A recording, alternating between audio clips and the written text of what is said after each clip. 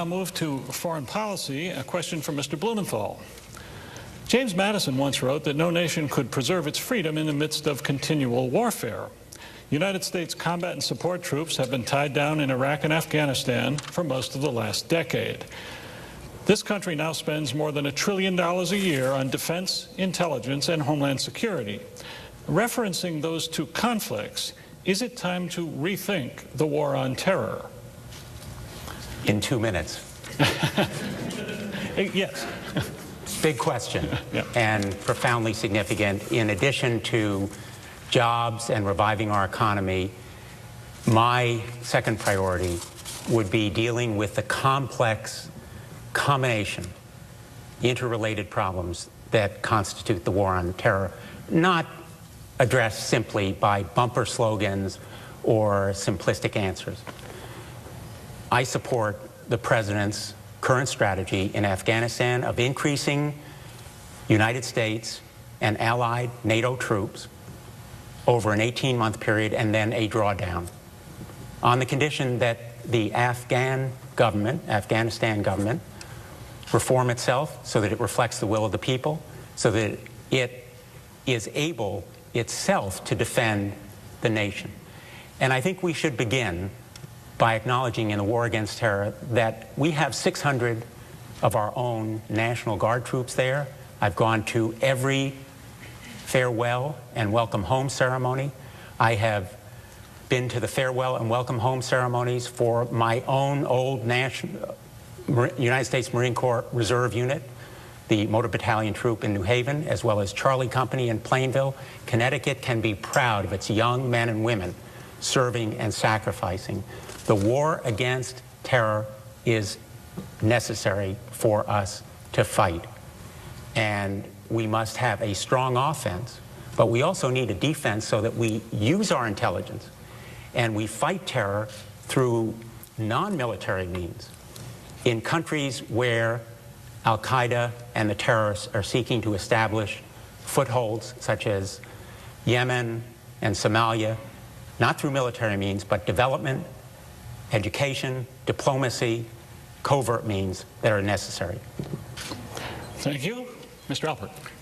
Tom, I served in the U.S. military.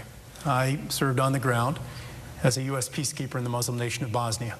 And I can tell you, with your beard grown out and weapon concealed, traveling in civilian clothing with a squad of others from village to village in a Muslim nation, you learn an enormous amount about what American force and firepower can achieve, and you learn the limitations of American force and firepower.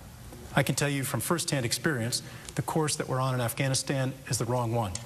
We need to get out of Afghanistan now. We need to get our uniformed troops out of Afghanistan. If it was part of the war on terror, my view would be different, but it is not. And simply calling it that doesn't change the facts.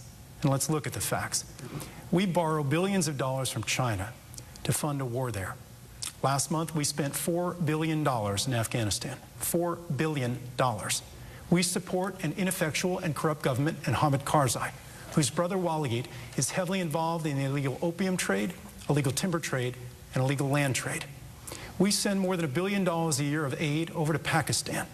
In turn, the Pakistanis use a significant portion of that to aid, abet, and arm the Afghan Taliban, who in turn kills our soldiers on the ground in Afghanistan. That's not the definition of a war on terror. That's the definition of insanity. Borrowing billions of dollars from the Chinese to send some to the Pakistanis to slaughter our own troops on the ground in a nation where we have no business. Afghanistan is not in our national security interest. It is not in our economic interest. What I propose instead is a policy that I call continual asymmetric containment, based on a successful model over 60 years with the Soviet Union. We'll kill or capture terrorists. We'll use special forces, our intelligence community, and drone strikes to do so. But we don't need to send 100,000 uniformed troops over there when our own field manual tells us you'd need more than 600,000 to effectively get the job done. So are you suggesting an immediate withdrawal? I am suggesting an immediate withdrawal of uniformed troops and leaving the special operating troops and intelligence community and drone strikes the way we did Operation Jawbreaker, Phase 1 of Afghanistan, where we roll back the Taliban exactly in that fashion. Thank you. Mr. Blumenthal. Tom, I rely on the judgment of our military commanders on the ground in Afghanistan and Iraq that a withdrawal of those troops, leaving American soldiers and Marines in that exposed position, would mean disaster. And I believe that this surge, temporary as it is, over an 18-month period, is necessary because that kind of immediate withdrawal, precipitous downgrading of our force there, would leave the troops there in grave danger. But I agree that we need to go to other parts of the world and use non-military means to fight terror. And that terror continues to be a threat to our security. We've been very fortunate that since 9/11 there has been no major attack on our country. But we cannot be complacent, and we must use smart power in defense of our nation, and also be mindful of the effect on our deficit, which is a very severe problem in this country. We need to take action against it. Okay. Mr. Alpert?